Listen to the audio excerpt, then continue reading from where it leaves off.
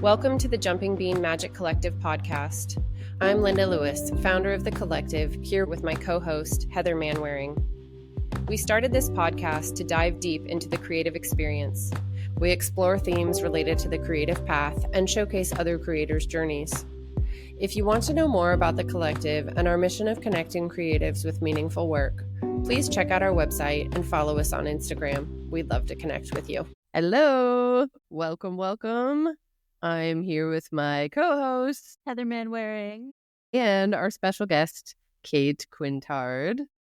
Kate and I go way back. We have known each other since SCAD days in Savannah. We met in 2006, I believe. Not to date us, but yeah. I feel like it was like 2005. Somewhere around there. Yeah. Maybe. Don't do that. It's been a hell of a long time. And I have gotten to have a relatively front seat to Kate's creative journey, which has been really inspiring and really fun to watch. And I'm really excited to have her here tonight. We're going to be talking about a few topics that relate to Kate and her work. But first, we're just going to dive into her creative journey, how she got here, what she's up to, where she's at. But my first question to you is, who do you credit with the biggest source of your creative inspiration? This is one I don't know. So honestly, I don't know. I feel like I'm obviously like a very visual person. I have a photographic memory. So I think that just like in my wanderings around, I make a mental note of things and then it like ends up coming out. So you don't have like someone that really inspired you as a child, or an artist or designer that you really like got inspired by that took you to start your creative path? No, it was just literally something that I just always did. Like, I remember in preschool, I did this painting and it was like actually really good. And and I brought it home to my mom, and my mom and dad were like, whoa. They framed it. And I was like 3 years old. And amazing. I mean, it was just always there. I was always making stuff. It was either art or crafts or like building things in the woods. And then, you know, my art teachers, obviously throughout middle school and elementary school, high school, all nurtured a lot. But I really can't think of one.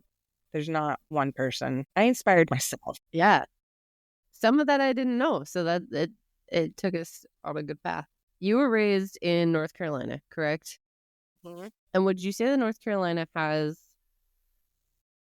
some Southern influence? Or is it more, because you've lived all up and down the Eastern Seaboard, is it more Southern influenced or more Northeastern influenced? Like my style in particular, or just kind of like your upbringing and the style of how you were raised, maybe? Yeah. I definitely was raised pretty Southern, like Southern manners. I went to cotillion, but in the same breath, my dad was from New Jersey. So I also had a little bit of the Northeast there. And I think that's also why I don't have much of a Southern accent. I never really had it that bad. It'll come out sometimes, especially if I've been drinking. And like when I go home, the Southern will come out a little bit. But no, I definitely have the Southern kind of values. Like I'm very big on manners and, you know, just little Southern things. Yeah. Yeah. I've carried that with me. Yeah. So what took you to SCAD, where we met, Savannah College of Art and Design? What was your path to getting there? So pretty much from the time I can remember, I always told my mom, I'm going to move to New York.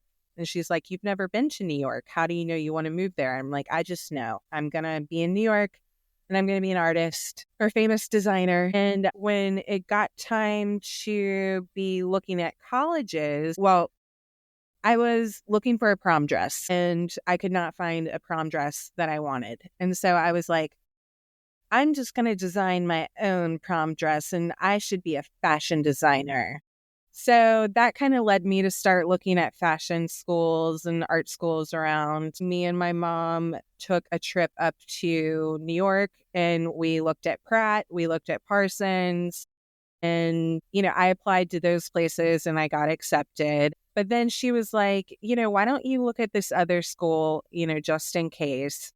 And I think it was around the month of October, like spooky season. It was perfect weather. We went down to Savannah. We did like a ghost tour and I kind of just like fell in love with the city. And not to mention it was, even though it's wildly expensive, it was cheaper than the other options and the cost of living was going to be much cheaper. And, my parents like basically were not going to be supporting me through college. So I had to figure that out. And I was able to get like a little scholarship to SCAD. So all of those things made my decision pretty much. Yep.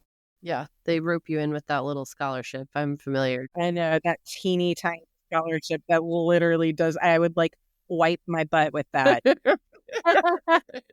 Thank you, Paula Wallace. It was so like smart from a marketing perspective. I know. Make the kid feel like they are like this grand artist, that they are so good that they are able to get a scholarship. When basically if you submitted a portfolio, you had a scholarship. You literally like, I think it's probably gotten a lot harder to get in, but at that point in time, you could literally show up with like a scribbled piece of paper and they'd be like, "You're great. Come on in. Pay us $50,000 a year or whatever it is." Yeah. It was like the Bed Bath & Beyond coupon of scholarships. Everyone got one. Everyone got 20%. Everybody got one. Yeah. But, the other places didn't offer me. Actually, no, I did get offered a scholarship at Pratt too, but it was still more expensive. And yeah, those were very expensive even back then. Also, the Pratt campus at that time just really kind of freaked me out. I think that now I would be way more into it because my style has definitely shifted from when I was 17 years old. But it kind of weirded me out, man. And they had like a photography exhibition at the time. And it was, when they do like the body suspension where people put hooks through their body and they're like hanging. Ew. Well, they had an exhibition and it was all photos of that. And I was just like, this is too weird. This is traumatic. Like, is what this is. Yeah, like I cannot do this. My poor Southern mom, who's like sheltered, she was just like, yeah, she's probably still having nightmares. I had a similar experience. He still talks about it. Yeah, I don't feel believe like her. He still talks about it. Terror movie I've seen. Yeah, I had kind of a similar experience going to the Art Institute of Chicago. And I knew they didn't have an interior design school, so I knew I wasn't going to go there, but I went with a friend of mine or something. And I just felt that same vibe. Like, I don't remember anything specific. I just remember, like, kids being very pierced and tattooed and, like, just very, very emo. And I was like, these people are freaking me out. Like, I don't want to come here and spend $45,000 a year and, like, be with this subset of people. Like, this just is not my vibe. Yeah. I feel like especially when you're younger and you're going to art school, you feel like you have to be this weird, eccentric person. SCAD definitely attracted more normies, I think. Yes. There were still a lot of those people, usually in the sequential art majors. And the animation department. No shade to those people, but it's No not our shade. people. They just weren't our people. And Yeah, I lived with a few of them. They were not my people. I did too. Yeah. I have a funny story. Yes, so please. when I got my roommate letter, I opened it up and it said, "Your roommate is Stephanie Blanc." And I was like, "Blanc, that's such a good designer name. Like, I'm so jealous, so mad. This girl's gonna be so cool. Like, I'm so intimidated." And then I show up to my dorm room. She goes, "Hey, I'm Stephanie Blank." And this girl is like, she's one of those anime people. And she is obsessed with Girl Scouts. And she like hoards Girl Scout cookies in her trunk. And she keeps it locked. And She could not be further from what I was thinking. It was not Stephanie. It was Stephanie Blank. Anyway, Needless to say, the intimidation factor wore off real quick. it wore off instantly. We did not get along. Yeah, we had some interesting SCAD experience, to say the least. Yeah. So you were working your way through college, as was I, which I think is part of our bond, right? There were that many of us. It was a really wealthy school, so there were a handful of us that like really had to hustle to survive. Yeah, it was mostly like trust fund kids. Yes. And how did you get into bartending? Because that's what I knew what you were doing when we met. Yeah. I think you were literally bartending when I met you. Like you were behind the bar when I met you. I think so. So I was like, I really am sick of being like super poor and living on like a $25 a week stipend. So let me look on Craigslist and see what jobs there are. And I found a job to be a shot girl where you just like walk around and sell people shots at a nightclub called Savannah Down Under. So I went there, interviewed for the job, and obviously I got it because I'm like a hot girl. And and don't judge me right now, no makeup. It's very obvious. And I'm old. But anyway, so I went to Savannah Down Under. I got the job as being a shot girl. I was a shot girl for like 2 weeks. I made friends with the bartenders and they were down a bartender, and this guy, Josh, kind of became my mentor. He's like, I'm going to train you. So he trained me to be a bartender, and I started behind the bar and I fucking kicked ass. And then I started making a shitload of money. Like some nights I was pulling in like $400 a night. And for a college kid, that is like wild money. And also for me, coming from Greenville, North Carolina, like I never had that kind of money before, ever. And how many places did you work in Savannah? Was it just there and Sorry, Charlie? It was Savannah Down Under. Then like shit got weird there. Shit hit the fan. So then I went to the most popular nightclub, Deja Groove. And I worked at Deja Groove for a long time. Then they had a sister sports bar, Sorry Charlie's. And so I was working at Deja Groove and Sorry Charlie's. Eventually Sorry Charlie's closed. And then I went over to Buffalo Wild Wing. That's right. After I forgot that. about that. Yeah. And then I had Buffalo Wild Wing, and I was working at what's the dueling piano bar? Savannah Smiles.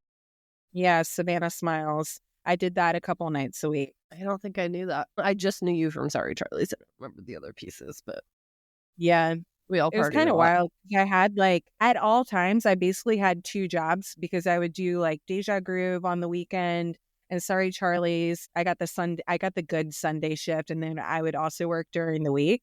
So I would end up like pulling all-nighters and doing really crazy shit to get my actual schoolwork done. And yeah, it was wild. The fashion studio, I forget, Henry Hall, they would close, I think, at like 11 o'clock at night or something. And they had these big, giant bins that are probably like, I don't know, 4 feet tall, full of fabric that you would like throw your scrap fabric in. And we would hide in the bins while the building got closed so that we could stay and work and use the sewing machines and dress forms. And I would be there sometimes until like 6 o'clock in the morning. Wow. I didn't know that building, I kind of remember that story, but I hadn't thought about it in a while because our building never closed. Architecture never closed. Yeah, it was fucking bullshit. Yeah. They just expected. We got caught. Actually, one time me and Jess were hiding and the security guard came in and like turned on all the lights and was trying to find us, but they never found us, and eventually they left. So great. I can't believe Jess can hide because that laugh. She starts laughing. There's no chance. So ridiculous. So ridiculous. Relatable. Yeah. Yeah. Heather also has a very infectious laugh. When you look back at, I'm going to lead the witness a little bit here because I don't know how to phrase this that doesn't, but when you look back at school and you think about having to do both, having to work as much as you did and try. I mean, it's a very rigorous program. SCAD, like for all the shit we give it for like letting It was anybody no in, joke. it was Yeah. no joke. It was very, very rigorous for any major that you were in. You were not skating by at college No. in that school. And I'm sure it's even gotten harder. Do you have any feelings about what you would have done differently in that time? Or do you feel like you were able to do both well? I wouldn't have drank as much. Yeah. I wouldn't have drank as much. And I mean, yeah, that's pretty much what I would go back and tell my other self. I think that working and learning how to multitask your workload has helped me. Mm-hmm. Maybe I wouldn't have worked as much, but I just don't have it in me to like say no or turn down money. Yeah. Which is Yeah. definitely like when you don't come for money, it's really hard to turn down money ever. Yeah. Yeah. Because you feel like it may not show up again. Right. Right. Yeah. I would agree with that. The like drinking less and maybe working less. But I do feel now, like looking back, was like, damn, it was very much a have and a have not situation, because the kids that could completely focus on school obviously had a very big advantage over us that were having to feed ourselves and do all that schoolwork, because it was no joke. Like there was so much work. But you know what? Maybe there's something to the fact that like we actually really wanted to be there and we were busting our ass in order to be there. Yes. And a lot of those kids And didn't make it out either. no, and like they just went because they had to go to college and this seemed like the easiest route to go. And like maybe, I mean, this definitely was the case in fashion. A lot of girls like had designer clothes and thought that they could like they knew how to put an outfit together and could dress well and knew how to shop. And that equated to being a fashion designer. But fashion designer, that does not make. Stylist, maybe. Right. I remember very distinctly my very first interior design studio, like the first serious interior design class, right? You take all your foundations first. Yeah. But the first serious class, and they went around kind of like, why are you here? And 3/4 of mostly girls, maybe one male in the class or something, but mostly girls in the class would say, well, my mummy got the second house in Florida or the Cape Cod house, and she let me help decorate it. So I was like, where am I? You enter a different world. And I was like, It's wild. Yeah. I am here because I know what dysfunctional design is like to live in. And I'm not here to decorate. Like, I'm here to actually create. Yeah. Yeah. So anyway, it's just similar experiences, which is why a lot of us kind of banded together that were the working class of SCAD. Plebeian. The plebeians, yeah. Yeah. So when you were in fashion school, what did you think your career ride was going to be after school? Where did you think you were headed? I thought I was going to be famous. I had no doubt in my mind that I was just going to be a famous fashion designer. I had this one professor that I really, really liked, and I can't even think of her name right now, which is terrible. But when you're a professor, you have to have industry experience. And I asked her, I was like, so why did you leave the fashion industry to be a professor? And she was like, and just like kind of skirted around the issue and didn't give me an exact answer. And like that always just stuck with me and kind of like burned a hole into my brain. And I was like, But nevertheless, I was like, but I'm different. So yeah, but when I entered the fashion industry, I learned really quickly exactly why she said that. Go on. Well, the fashion industry it's disgusting. It's not creative. I found that out very quickly. You basically are going in most of the fashion industry, and this is not high-end designers. And really, the only way to get in with a high-end designer brand is if you do an internship. And I couldn't afford to do an internship. I couldn't afford to live in New York without a job and work for free somewhere. Wasn't in my cards. And I didn't know that. I had nobody told me this, but I figured it out as soon as I got to New York and couldn't get a job with any of the high-end designers. So I had to go mainstream market, and my first job was with Macy's. And I was actually my very first job.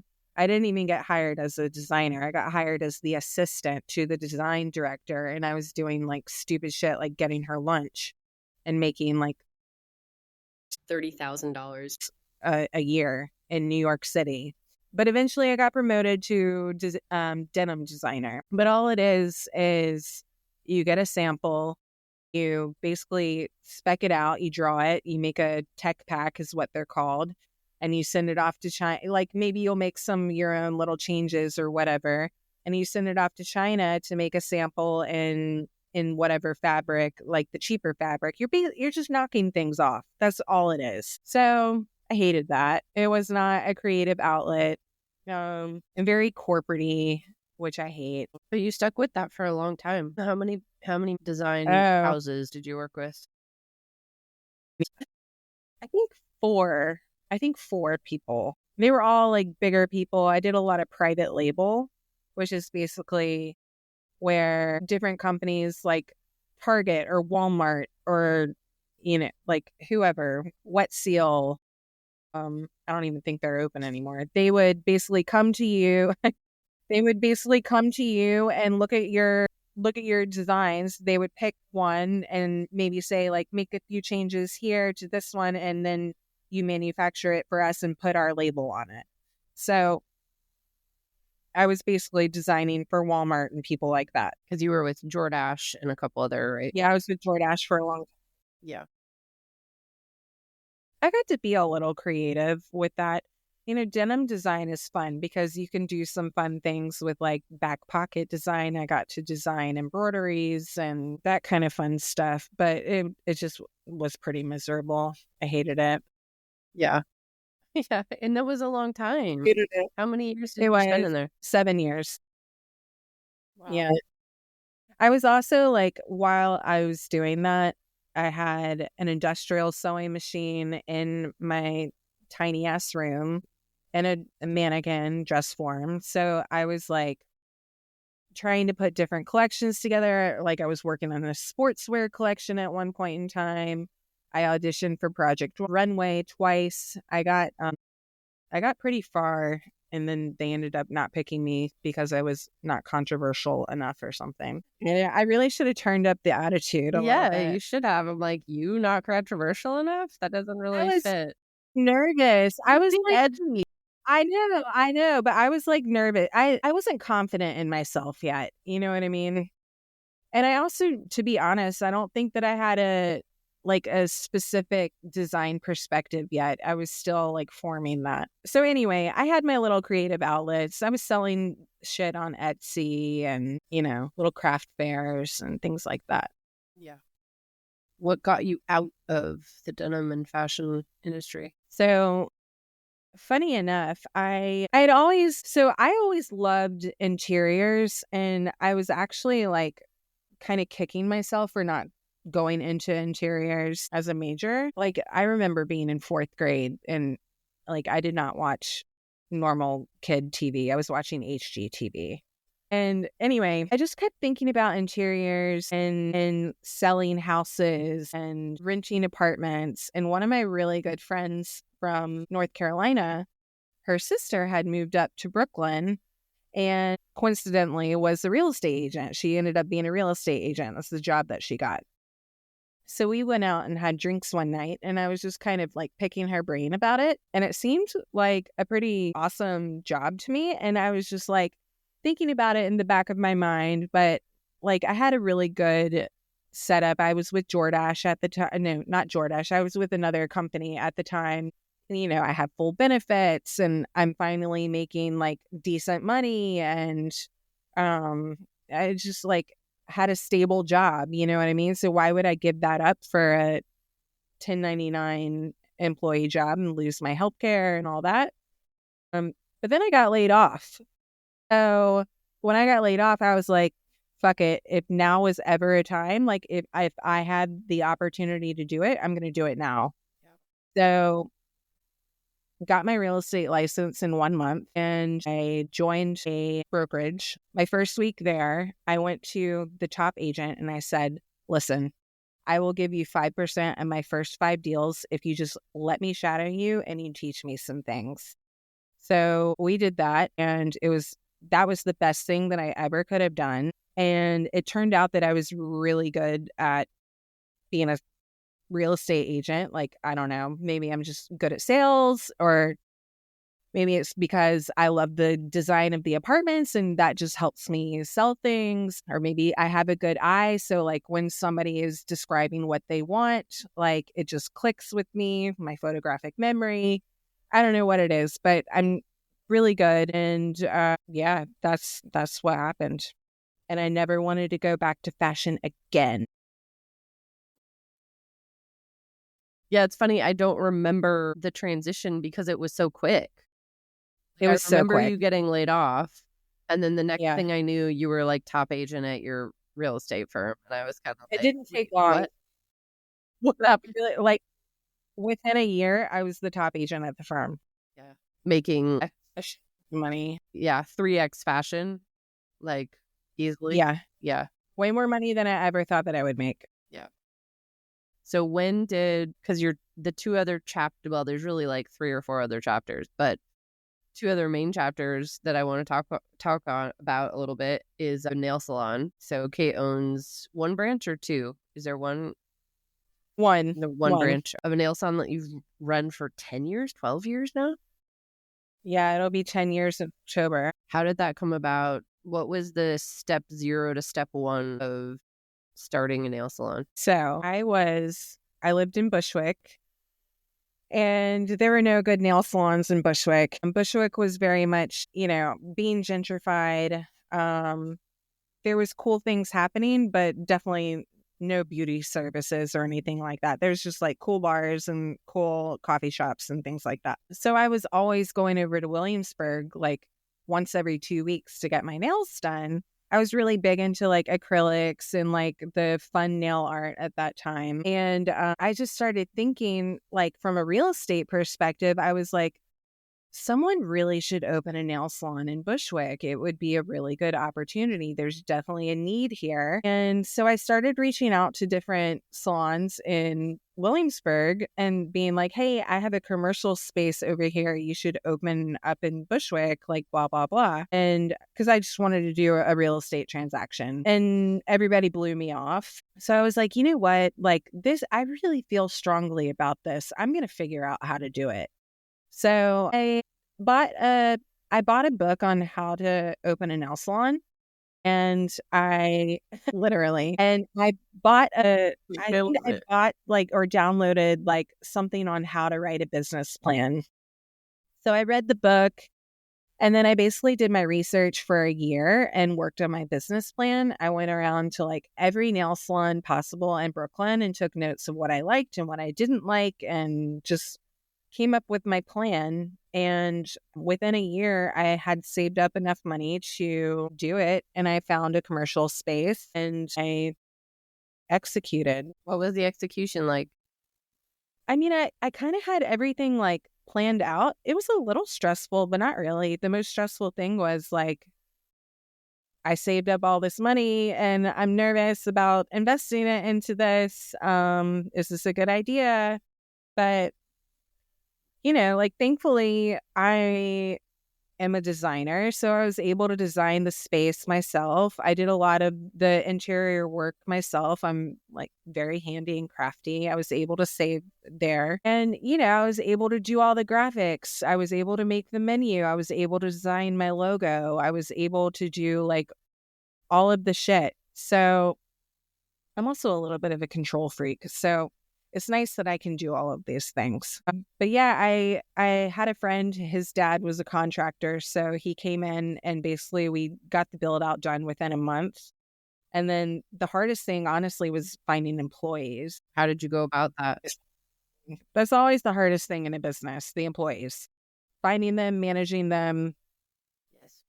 It's not fun. How are you spending your time? Like, how are you splitting your time between the nail salon? Because there's also marketing and there's also managing inventory, and there's also like it's not a small lift for any Yeah. business, right? So how are you managing real estate and opening this place? So when I opened, I planned it out to open at a slow time in real estate. We opened in October because the winter is really slow in the city. It's different upstate where I'm at now. But anyway, in Brooklyn, it's pretty slow. So that helped because I was able to be at the salon a lot and dedicate a lot of my time. I was there a lot early mornings and at night. I put a lot of systems in place and hired a manager. And basically, yeah, like I was using Square as a processor, and it also does inventory management for you. Um, that was pretty easy. I figured out how to do payroll, which was a pain in the butt at first because I had to manually do everything every 2 weeks. But eventually I found a payroll service that just automatically did it for you. So now I just have to double check everything and then it's good to go. So that's easy. My manager's been with me since we opened. So she pretty much runs everything. She knows what I like. And yeah, I'm pretty lucky there. I actually found her on Craigslist. So I don't know. A little bit of it's luck. Yeah. How, let me think of what this question is exactly. This is why editing is convenient. I guess I always wondered, was the nail salon ever a really money-making venture for you, or was it more of a pet project that you just wanted it to exist? There's a couple answers here. In the first year, it was not really making money. It was basically just covering its bills. In the next few years after that, it started to make good money. My main not my main objective, but one of the objectives for opening the nail salon was because it helped me with my taxes since I'm an independent contractor. Because if the salon was taking a loss, that helps me with my income. So that was another motivating factor. And, I was also proud of it. And it was a creative outlet it's a creative outlet for me. Like I would always get to make up like different pedicures and like do the menus and design t-shirts, like design merch for the salon and like fun stuff like that and do Instagram stuff. And, it was my little creative project. Yeah, which I think is a really good point to make here because real estate, while there's some creativity in it, and I think now you're even pulling more in, we can talk about that. Yeah. But yeah, at the time was not always that much of a creative outlet. So to have the nail salon be a place that you could play. Exactly. And I've expressed to Heather, like having a brick and mortar, I think is just really fun, right? Especially if you're a people person and you know the service industry and you know how to interact with people. It's really fun to have that kind of like interpersonal connection as well. So what is the future of the nail salon? Well, funny you ask because I am about to close on selling it. Exciting. Congratulations. Yes. Yeah. So on to the next thing. Yeah, which I want to hear what the next thing is as well. We're still thinking about ideas, but yeah. What do you think the biggest learnings you took away from 10 years of successfully running a small business, and you moved the business in that time, and you dealt with COVID in that time? Oh my God. Managing employees is a pain in the ass. And what else did I learn? Well, here's kind of like a marketing thing, I guess. You might be really busy. Like you might have a lot of sales. And usually when people have a lot of things coming in, you kind of end up taking a step back on marketing. But it's important to keep that going just as hard as you had been. So as I got busier and like maybe my ADHD like made me not be as interested in the salon anymore, I kind of got behind on Instagram and not marketing as much as I should. I definitely know, like when I put an effort in, I noticed the sales go up. And if I had like the focus to just do that all the time, then that would be better. So if I could figure out a way to automate that, or, like have some kind of system in place, then that would be great. Or maybe I should have hired a marketing person. Yeah, I think marketing is really something that gets fatiguing for a lot of people, Yeah, especially creatives. it is. Did you And do kind all of of that like, yourself all along? yeah. Wow. Uh-huh. Actually, no, I did hire a social media girl for a little bit right before COVID. And then obviously we did not use her during COVID. Did you have to shut down during COVID? We had to shut down for, I'm trying to remember. It was I think it was 2 or 3 months. I think it was 3 months. And you had to pay rent. And what'd you do Yeah. about payroll? Did you get like loans, or did you just have to eat all of that? Got loans. Yeah. Yeah, I got loans. Still paying those off. It was hard. It was really stressful. I was like, did not know what to do. 'Cause nobody knew what was happening or what was going on. I didn't know if I'd ever be able to reopen. I was like heavily thinking about closing, but then I was able to get a loan, and I was like, okay, I can use this because during COVID, my lease actually expired. So I was like, I have to move spaces because they wanted to raise the rent if I was going to stay. I was like, you people are crazy. Like, I can't afford to pay that much rent, especially now. Like, so I found a cheaper, smaller space, and that's why I moved. Like, looking back, I kind of wish I had just stayed closed because, yeah, man, it was just so stressful. And it took a little while to catch back up. I mean, we weren't really making much money, even when we opened right back up after COVID. Like, the first year was a struggle. The second year was starting to get better. And now, like, just this year, we're like just starting to get back to normal. Wow.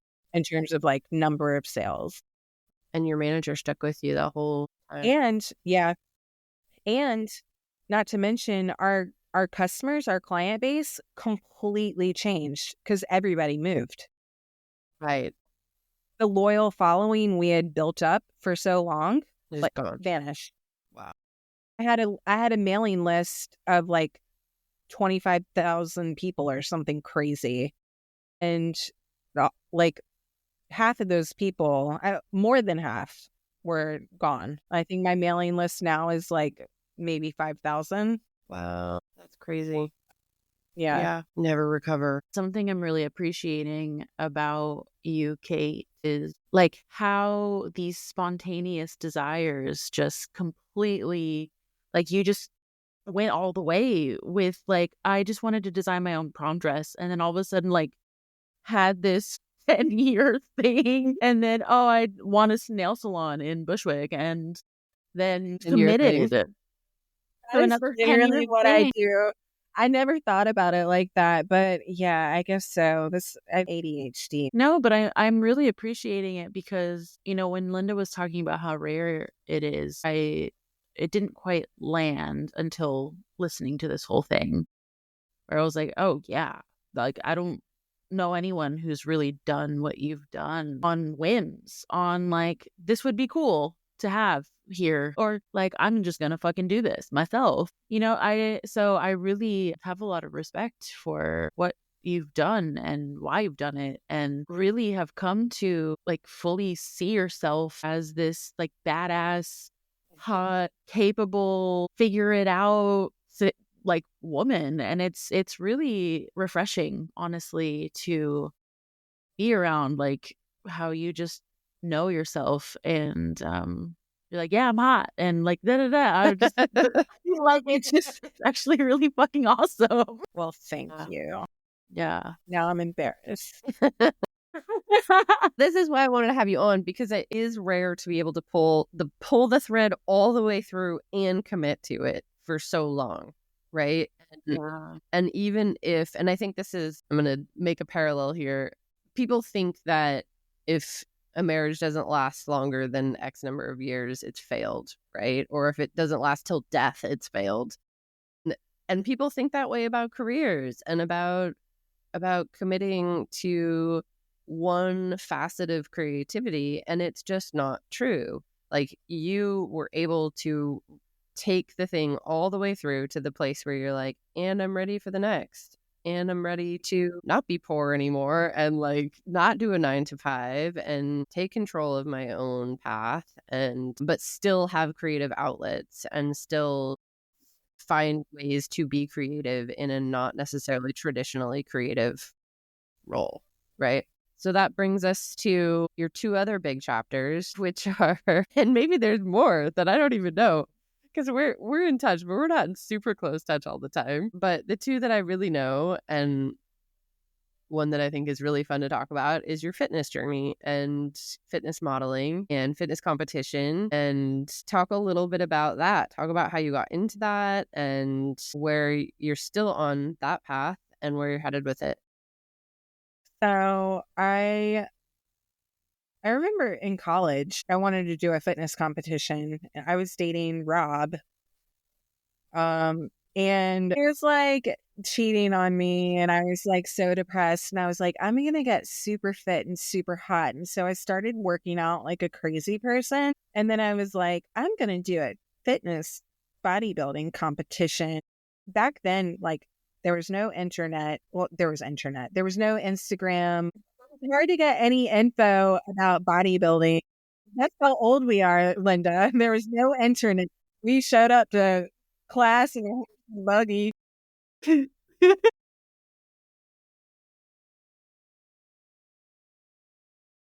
That's factual. But literally, there is like a website, like the most ridiculous website, poorly done, called bodybuilding.com. And I would try and get my information from there. You know, it was just, there wasn't a lot of info out there about competing. So I kind of dropped the idea, but it was always like left in the back of my mind.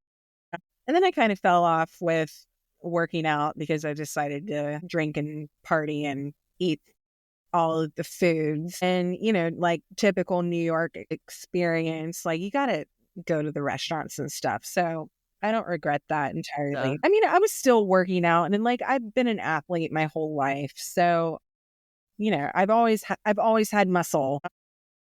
But anyway, so I guess when I started to get serious into the bodybuilding thing, I had a really traumatic breakup. It's always the men. I had a really traumatic breakup, and it triggered me to be like, okay, I do not like my life. I do not like my mental health. I do not like what I look like in the mirror, and I have to change something.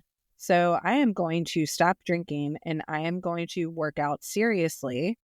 And let's see how I feel after that. So I started working out. I got in really fucking good shape. I was like, this is amazing. I feel amazing. My mental health is so much better. Fuck everyone. I don't care about that guy. I am so hot right now.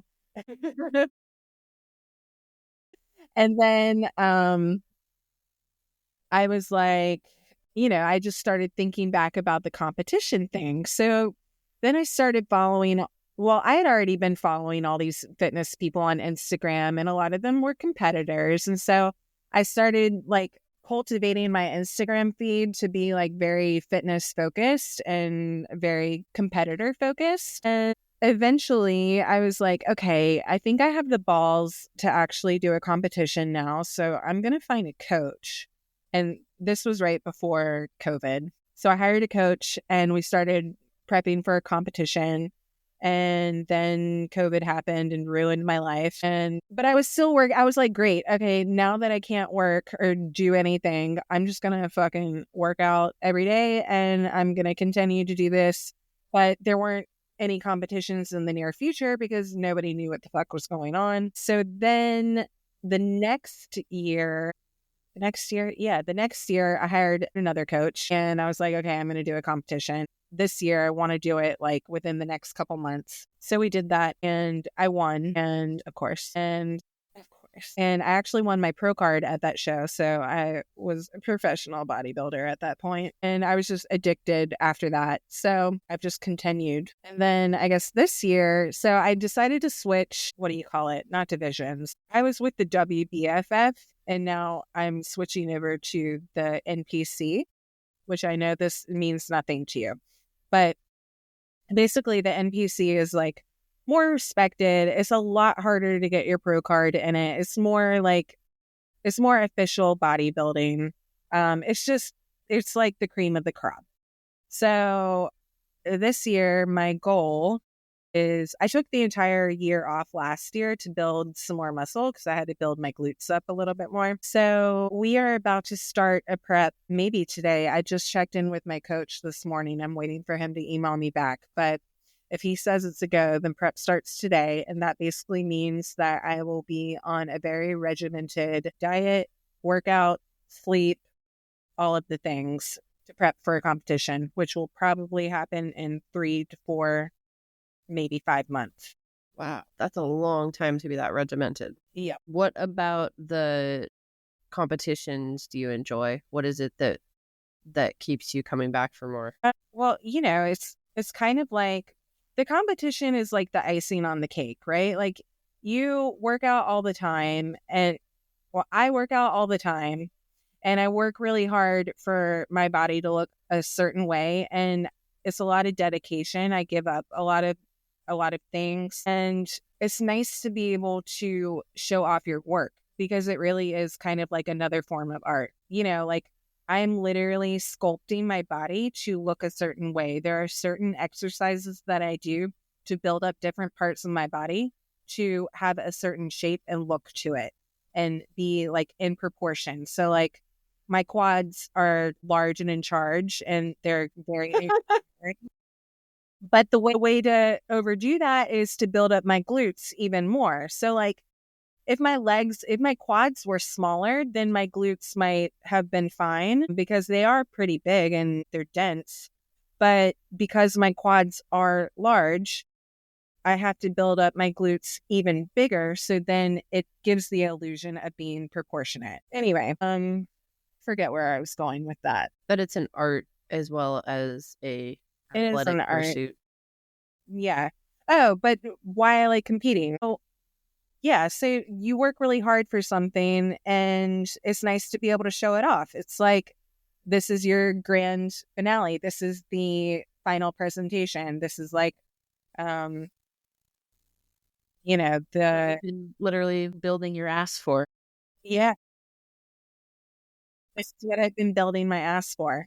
And I mean, not for nothing, but like, I used to be a dancer when I was young and I loved being on stage and wearing the costumes. And it's fun. You put on the sparkly suit and you put on like crazy makeup and you have your hair all done and you have pink eyelashes and you're really fucking tan, and you look amazing. Like you're never going to look that great again. Like even the next day, you're not going to look as good as you did the day on stage. So it's just fun. And then you get to take pictures and that's really fun. Yeah, so that's a good entry point into one of the topics that we wanted to explore with you, which is the idea of being seen and more specifically, the idea of leaning into cringe. And I've had a couple conversations about this because it is really difficult in this era of social media to be like, okay, one day I am Kate, the real estate agent, and I post pictures of my dog. And the next day I'm in a bikini with a wicked fake tan and I'm posting pictures of my newly formed glutes. And I want to know how you jumped that hurdle. Because I think for a lot of people, it may not be their glutes that they're trying to show, but it's some interior thing that feels really big and feels really vulnerable and really exposed. And people can't get there. And it's not that social media is the only place to do that, but I think social media has shown that now anybody can be seen if they want to be seen. And I think a lot of people are really wanting to be seen and can't get past the idea that like, but my grandma's ex-boyfriend is on here and like, what is he gonna think? Right? I mean, it just some random person that may have got into your psyche a little bit and you are like, I would do it except this person is gonna see this, right? And it feels cringe or they're gonna judge me as super cringy for this. I mean, all of those thoughts definitely go through my head. But you know what? Like social media today is basically like your portfolio. Yeah. And it's your resume. So I don't know. One thing that I did was I made 2 accounts to kind of separate the bodybuilding and the real estate because, I wouldn't want clients like seeing my newly formed glute on display.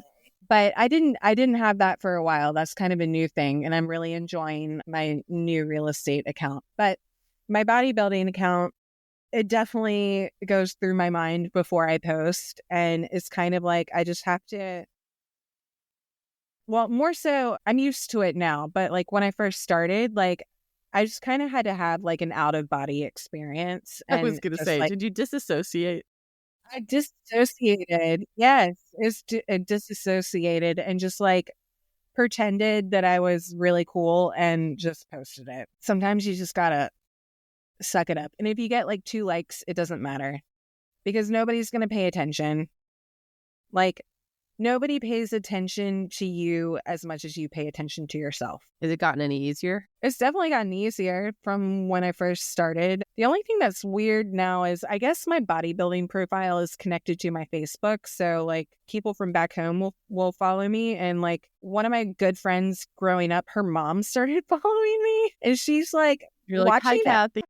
Yeah. And she like watches the stories that I post and it's literally like me posting thirst traps. And I'm just like, this woman probably thinks that I'm just like some OnlyFans model or something. She has no idea that I'm this insanely successful real estate agent and a super professional. She just thinks that I'm like showing my body on the internet. She's probably jealous as hell.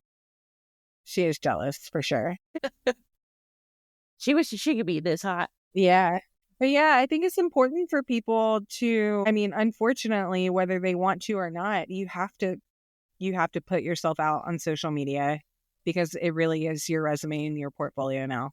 It is.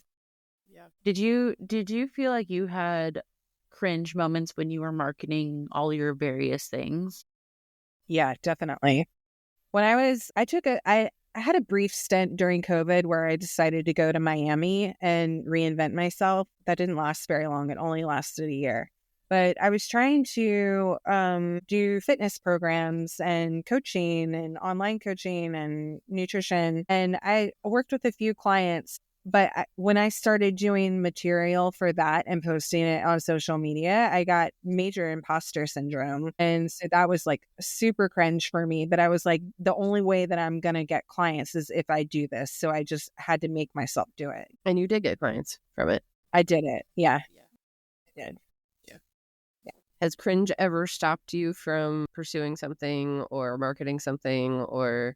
like, are there things we're not seeing that are on the cutting room floor that are just too cringe for you? I mean, I had body dysmorphia. So, like, there's a shit ton of pictures that I don't post because I look fat. I think I look fat.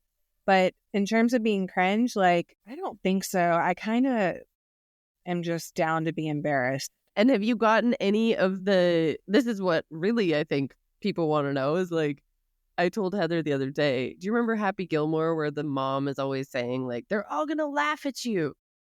Do you remember that?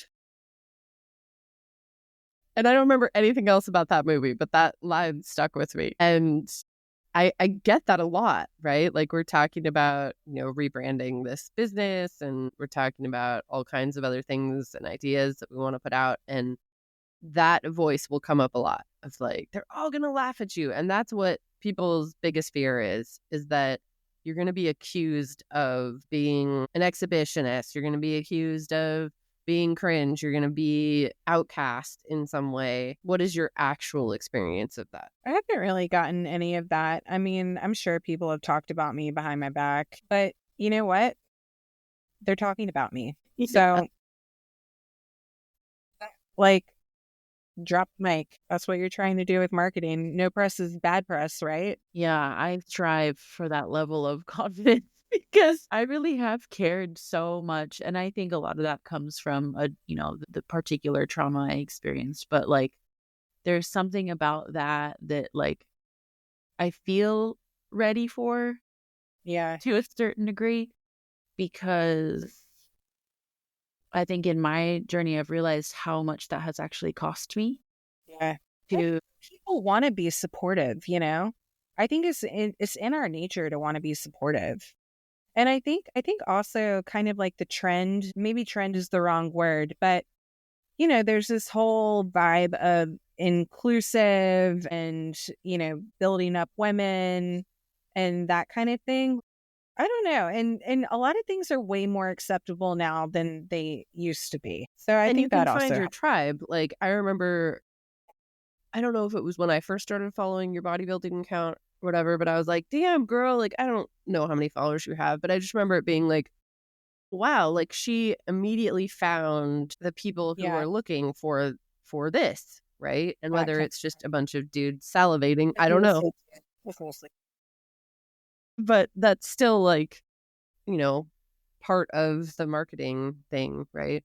But when you're marketing a fitness account like that, what exactly are you marketing? Well, I was trying to market online coaching services, and also I did like a recipe book, like a nutritional recipe book. Yeah. So I had that for sale. I didn't sell that many. That's what I was trying to market to start And with. it also feels good to be seen, right? I mean, that is part of it as well. Yeah. Do you feel seen on your bodybuilding account more than other places? No, because I feel like I don't get that many comments or any feedback from it except for like a few guys. I think maybe people are jealous or I don't know. It's not as fulfilling as my real estate content for sure. Interesting. Do you feel like, is that somewhere that you feel more seen? Yeah. Yeah. Yeah. Isn't that so interesting though? Like you're so is. exposed in the Yep. bodybuilding, and then the real estate is more like soul aligned, or like, Well, you know what?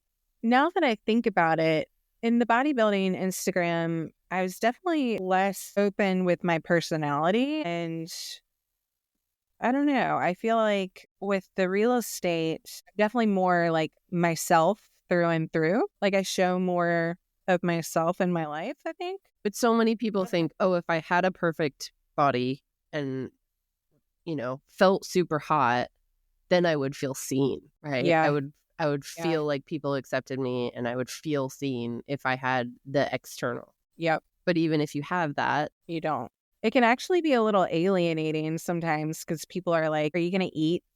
Or like be like weird. Like if you go to a group dinner and you order like a salad or something like that, they're like, of course you're ordering a salad. I don't know. People are weird. yeah, because their jealousy spills out in different form. Yeah. Or if you say you're not eating something, like if I go to a party, I'm like, oh, I'm not drinking. And people are like, come on, like have a drink with me, like blah, blah, blah. Like, why? Why does it matter if I have a drink? Like, I'll have a club soda. It's the same. We're both ingesting liquids. Like, why does it have to be weird? It is weird. Heather, you feel like you had a question come up?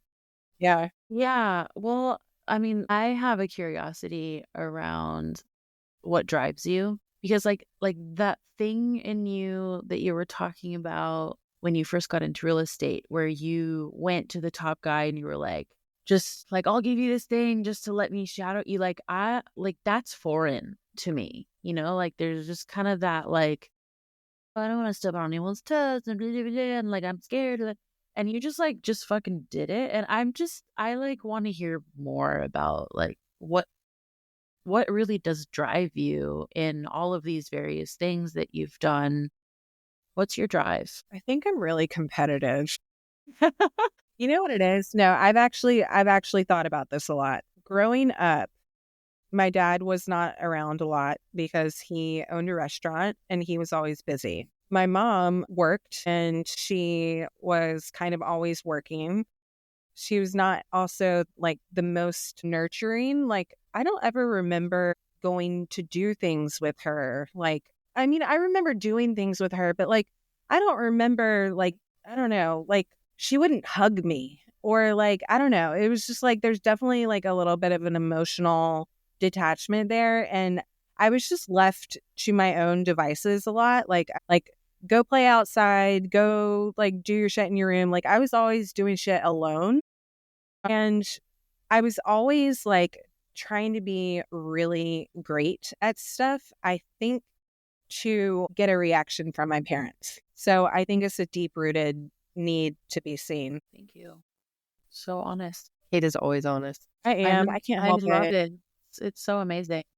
Like, oh, it just feels so good. It's so refreshing. Yeah, it really is. It's like I told Heather that trip. I came to New York in 2019 and a couple of our other college friends came up and we hung out for a weekend and it was super fun. But coming from the West Coast, and I've always had more of an East Coast sensibility, even though I've lived on the West Coast for most of my adult life. Yeah. And just that directness and that being willing to just like ride the emotional waves too. Because people in the Pacific Northwest like do not show anger. Like that is, if you were angry at all, you're like super aggressive, right? Yeah. And I was having Better than passive aggressive. yeah, way better. And I was having all this, I've always had back issues and back pain, and I was having all this back pain. And I just read this thing about how like back pain can be repressed anger. And I asked you and Jess, do you guys ever have back pain? And you were both like, fuck no, fuck off. And I was like, there you go. And I'm like, man, God, I miss it, Me and Jess are both like wide open too. And if we're mad about something, we will get mad at that. Yeah. Anyway, so it is refreshing. The honesty is very refreshing. Do you feel like we covered cringe? I feel like there's more there. I think I would love to hear more about if there is like the internal mechanism of it, like the process of, okay, I feel cringe, but like, is there more to it than just like, oh, whatever, fuck it, I'll just post it? I guess maybe it's like, why are you so comfortable being embarrassed? I'm like, I don't know. Like I think there's something more. You know what it is? I think that, so growing up in the South, I never totally felt like I fit in. Like I always felt like a little bit on the outside, and I was super popular. Like I was like in elementary school, I was the most popular girl at elementary school. In middle school, yes. In high school, I was freshman princess. But there was just always something like, because I was Southern, but not quite as Southern as the other Southern people, like, and both my parents weren't from there. Most of the people in my town were like, their families had been born and raised there for generations. And there's all this Southern nuances. And my mom didn't know about those things. And so I'm just like learning about these things from other families. Anyway, I just always kind of felt like an outsider and a little bit weird. And so I would just kind of have to like get over myself and try to fit in. And in high school, there were these girls that were like really mean, big bad bullies. And they called themselves the G Vegas girls. It's so stupid. They would do things like put like tampons with ketchup on my locker and like Jesus, do things to my car. Like they like slashed my tires one time and like just really fucked up shit. They would like yell at me at a party and just like would really embarrass me and made my life like really miserable. But like I was also dating like a guy who was a junior, and like I got invited to prom all 4 years that I was in high school. And so it was like I was popular, but like also I had these things. So I always kind of felt like, not that something was wrong with me, but I didn't ever feel like I truly fit in. And there was always just kind of like, I don't know, something. Like I just always kind of felt like I was getting embarrassed over something. And I just kind of learned to get over it. Like I had to show up to school even though everyone had spread a rumor about me and like, like little things like that. How did you get over the shame of it? Well, I'm still talking about it, so maybe I'm not. Well, I'm just thinking about like when you share that, it's like because I had an experience where a rumor was spread about me and like I just shrunk. I just was like, I don't want anyone to fucking look at me. Yeah. I don't want to talk to anybody. And so I'm just curious what in you was like, fuck it. Like, I'm just gonna hold my head in. Yeah, I don't know. I think it's like you have two options, right? Either you shrivel and you try to be unseen, or you try to make yourself bigger. And I think that I just tried to make myself bigger. And I put up I'm really good at putting up a hard exterior and pretending like things don't bother me when deep down inside I'm like crushed. Yeah, I don't know. I'm a very emotional person, but I can hold it in like 100%. Like to get me to cry is really difficult unless I'm drinking. I don't think I've ever seen you cry though. Yeah. Have I? No. Maybe. Yeah, maybe. I don't know. I don't cry that often. Yeah, I don't know. Wow. That's been one of my goals, to try and like make myself a little bit softer, soften up kind of. But I think I've always had to like be this big bad person. So that was my shield, I guess. Got you. Okay. And you've had to go it alone a lot. Yeah. Yeah. I think the next piece, because we are so short on time, I want to touch on it, and then maybe we'll end up doing a bigger thing with it, but it's this ability to allow money. Oh yeah. Especially not coming from it. Like how you shifted that. And to allow money in different ways, right? There's the allowing money through specific channels. I think a lot of people can allow money through a job like bartending because you work your ass off. You're working super long hours. It's physically demanding. It's basically manual labor. You're also interacting with a lot of jerks, and like so it takes all of you. And so people feel very clearly that they've earned it. Yep. I earned this money.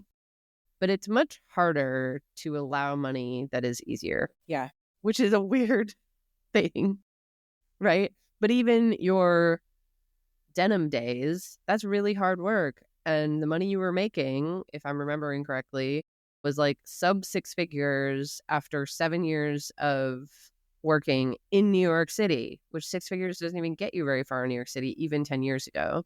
Like, you must have made a decision in there to be able to allow money, not just through a company channel, because that's also an easy way that people allow money, but through a channel that you had to completely take over and control. Yeah. I'm not really entirely sure what it is. I don't think it was intentional at first. Now I'm definitely much more intentional about it. But I think I've kind of always had this weird ability to manifest things. Like, kind of like, I don't know, when I put something out there that I want or that I want to do, like, it ends up happening. And not just by magic. I mean, obviously I have to do the things, but it's like I do see my hopes and dreams come to fruition. And it's not just once, it's been multiple times. So I think with the real estate, I mean, that was even kind of a manifestation because I had been thinking about it. And then I was presented with the perfect opportunity to capitalize on it. And it's kind of like an energy flow. So when you're not stressed about money coming in, it comes in faster. When I have a good deal that's going through and I know that the money that I make off of this deal will basically cover my expenses for 3 months and I don't have to stress about having another deal come in, multiple other deals come in like clockwork. It just always happens. And it's an energy thing. Like that's the only thing that I can think of. And, I'm really like careful about my mindset. And these days, back 10 years ago, I had no idea what I was doing. But yeah, I'm careful about my mindset.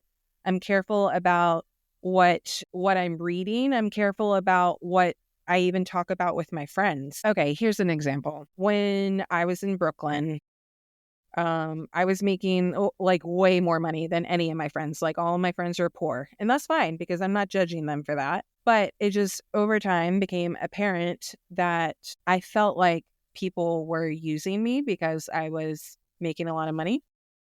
And as soon as that little thought came into play, I started making less. And it was very apparent because then I had like a negative connotation with the money, right? So I was like, I have to fix this. I noticed it. And I basically got rid of my friend group. And I broke up with the guy that I was dating and I made some changes. And then eventually I decided to leave Brooklyn altogether because I recognized that everyone surrounding me in my neighborhood was not in alignment with my goals and where I wanted to be financially. And I would never grow out of that income cap. There was just no way. And so I made a change again. Amazing. And we didn't get to kind of where you are now, both in terms of your creative work, where you're living, what you're doing now. So right now I'm in a really fun time period, I feel like, because work is going great. I'm super busy. Money is coming in, it's really good. I'm at a place where I'm very confident in myself. I know who I am. I have like a very specific point of view in terms of design and where I'm at creatively. And all of a sudden, all of these design jobs have opened up for me, which is what I've always wanted to do. So now, like, in addition to selling houses, I am doing a lot of staging, which is super fun for me. And that's also evolved. People are starting to hire me to decorate their houses. So Amazing. it's really exciting. And that's something that I always wanted and I couldn't really figure out how to do it. And it's just something that I put the thought out there, but like I don't know. It just kind of fell into place. And now I have like 3 staging jobs right now that are pretty big. So that's my new kind of business. That's awesome. In addition to the real estate, Cool. but they are very like copacetic. But it's a great creative outlet for me. And I don't know. I feel like the most creative that I've ever been right now. I don't know. I've been doing a lot more painting. I've been doing drawing and charcoal and a bunch of stuff like that, which I kind of stopped doing for a while. But yeah, so I'm getting back into my fine arts. Sweet. I want to see.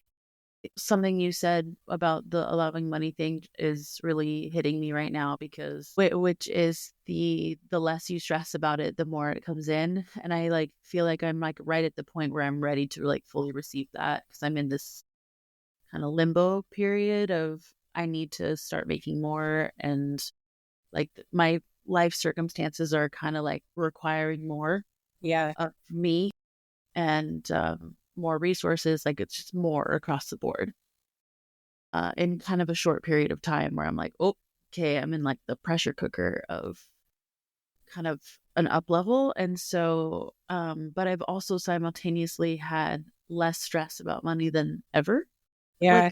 Like I'm like, okay, if I'm here, I'm ready for this and I can fucking do it. You know, I can figure it out. So that's something I'm really receiving from your share, is just like, okay, like, because it feels really weird to me. Yeah.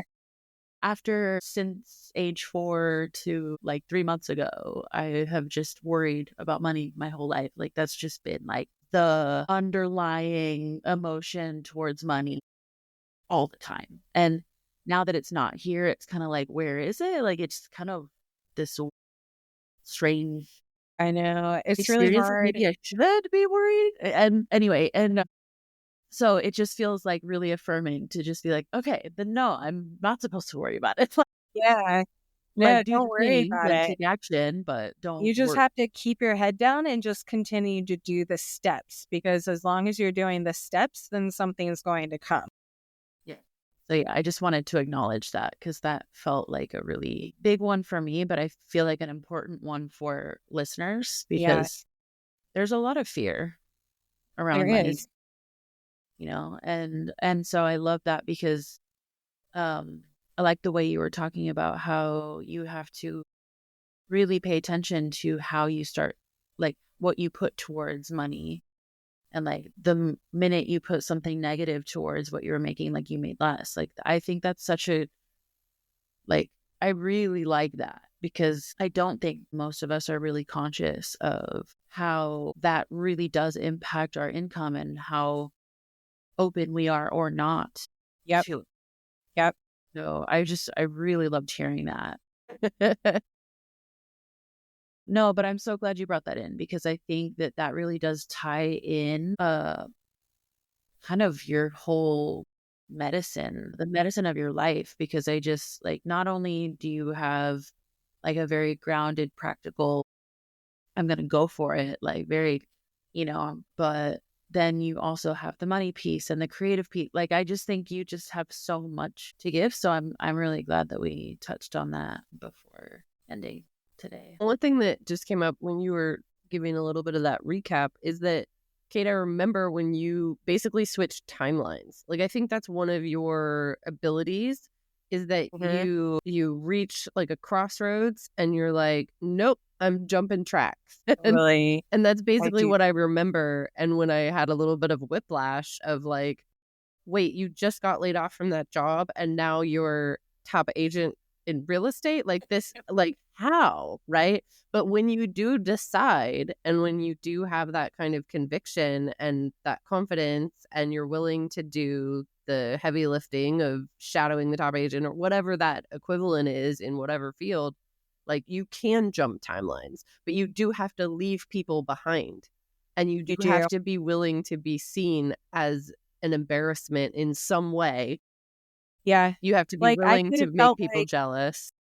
Yeah, I could have felt like, why did I go to art school? Like, if I was just going to be a real estate agent, like this was all waste. And I did actually feel like that for a little while. But you know what? Being upstate in real estate, art school has super come in handy. People love that I went to SCAD. It's an accolade. It's prestigious. And it helps me get design jobs now. Yes, it always comes back around. Like these things are never lost, right? They're never lost. The skills that you acquire, the type of experience that you have, like it's never something that is a waste. And people ask me that about SCAD because I did have such astronomical loans, right? But without SCAD name, I never would have been able to pay them off. Like if I had had some other type of name or if I'd had half the loans from a public university, I wouldn't have gotten the leads and the jobs that I had that actually enabled me to be financially secure eventually, right? So it was a gamble and it was a huge stressor. I'm sure you were up at 3 and 4 a.m. like panicked about loan payments at times in your life. And then when you're out of that, you can see it in hindsight where it all laddered up to where you are today and that you needed to invest that in yourself. Totally. What are your creative blocks? Because from this conversation, it does not sound like you have any. What are your creative blocks? I mean, for a long time, I would get sad about the lack of my romantic life. And I think that kind of took over for a long time. And I wasn't able to think about all the things that I had going for me. And I just felt like super lonely. And I mean, you know this, Linda. And I was just like, when like sadness and loneliness overtakes you so much, it's hard to be creative in that way. But also I was still creative in a different way, I guess. But I don't care about that anymore. I'm not worried about it. I'm trying to think what else blocks me. I don't feel like you've ever had a big perfectionist streak, which is a huge block for a lot of people. Actually, I do. I do and I don't, because I am a perfectionist, but I also have ADHD. So I'm ready to move on to the next thing. So it helps me like not want to like mess with the details too much. I'm like, whatever, it's fine. Move on. There's a good enough threshold that you hold that you can. Yeah. But nothing else. But you're right. Like perfectionist people, sometimes you get so held up on, okay, planning, like this is what I have to do. And I have to get this part perfect. And then I have to do this before I can execute this. And I'm not ready to put this out there because this isn't finished and blah, blah, blah. And sometimes you just got to do it. Like, you just got to go ahead and put it out there. And honestly, you know what? I just put this together. Sometimes I will put things out there publicly to make me finish it. Give us an example. What's something that you've done that with? Like the nail salon. I started the Instagram like before I opened it. So I'm like, I'm putting this out into the world, so I have to follow through. Make myself accountable. Yeah. Otherwise I'll be embarrassed, which I don't care anyway. Yeah, but you know, it's good to have the little things to help keep yourself in check. I have other questions, but I feel like we're at a really good stopping point. Where can people find you? If you'd like to follow my Instagram, I'm at Design Upstate. What about your bodybuilding Instagram? That's Kate Quinn 100. Beware a booty pic. I want to just thank you for being here. And Yeah, This was awesome. for being a creative inspiration to me, because your execution skills are extremely admirable. Exemplary. And your ability to allow money to flow and your ability to break past the creative blocks that we all have and the voices that we all have that try to keep us small and unseen and unexpressed. And I want to see more, Kate, actually. I'm working on it. Yeah. So stay tuned. All right. Thanks, guys, for having me on. That was fun. That was amazing. And Thank you. you are amazing. So Thanks. glad I got to finally meet you. Yeah. All right, everybody. Thank you for joining. Till next time. Thank you for listening. If you are looking for more information about the Jumping Bean Magic Collective, please visit us at our website, www.jumpingbeanmagiccollective.com. There, you can become a member, reach out with questions, or become a design client. You may also find us on Instagram and Threads. If you enjoyed listening, please rate the show. See you next time.